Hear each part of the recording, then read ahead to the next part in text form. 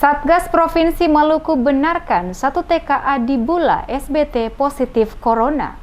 Juru bicara Satgas Percepatan Penanganan COVID-19 Provinsi Maluku, Dr. Adonya Rerung membenarkan salah satu tenaga kerja asing atau TKA asal Cina dari 4 orang pekerja perusahaan minyak di Bula terkonfirmasi positif COVID-19 setelah dilakukan tes usap PCR di Rumah Sakit Umum Bula, Kabupaten Seram bagian timur. 1 dari 4 orang pekerja yang terkonfirmasi merupakan warga lokal setempat. Ia menjelaskan TKA terkonfirmasi positif saat yang bersangkutan menjalani pengobatan di RSU Bula karena mengeluh sakit flu dan batuk. Menurutnya, setelah TKA asal Cina tersebut dinyatakan positif, maka Satgas COVID-19 SBT melakukan pelacakan dan penelusuran kepada pekerja perusahaan minyak yang sempat berhubungan dengan WNA tersebut. Dikatakan sampel spesimen telah diambil termasuk TKA asal Cina dan dikirim untuk uji laboratorium di Balai Teknik Kesehatan Lingkungan dan Pengendalian Penyakit atau BTLPP kelas 2 Ambon. Dia telah menginstruksikan Satgas COVID-19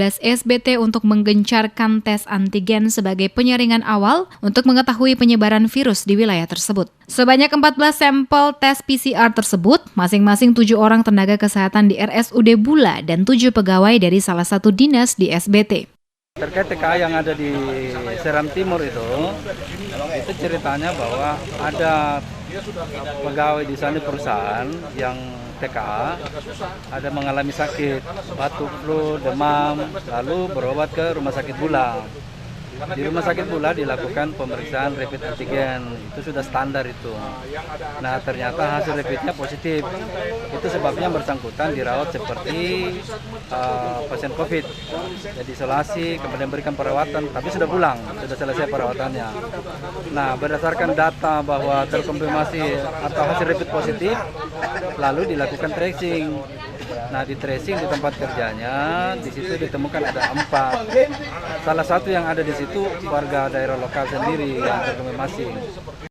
Sebelumnya dilaporkan TKA asal Cina Chao Changqin diisolasi di RSUD Bula, Kabupaten Seram bagian timur karena terindikasi terinfeksi COVID-19.